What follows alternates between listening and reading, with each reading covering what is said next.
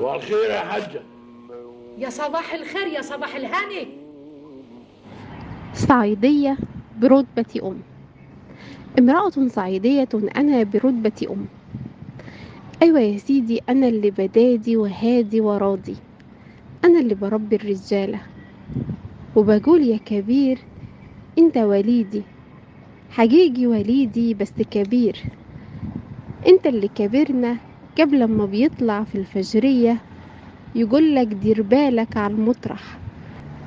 خيك يا ضنايا الصغير ولدك سندك عزبة أيامك، إياك في يوم عليه تشد إلا القسوة. وانت يا ضي العين يا صغير يا متهنن، حقك يا وليدي كيف ما تتدلع، ما نقدر نرفض لك شي. بس يا ولدي خيك ده كبير ظهرك وحماك، الدنيا بوجوده ملك يديك، لا تخاف ارمح فيها كيف ما تحب. بس أمانة عليك اوعى بنات الناس دخواتك، أنا ربيت رجالة حقيقي مش مسخ.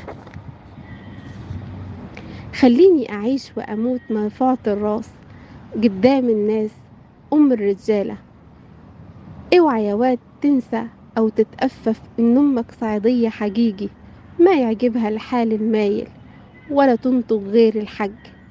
أنا مش وحدي، أنا نص الناس وبربي النص التاني بيكم يا وليدي. أنا صعيدية حقيقي بس هناك على الطرف التاني في بلادي الشرقية، وعلى طرف الوادي سمار بينطق باسم بلادي.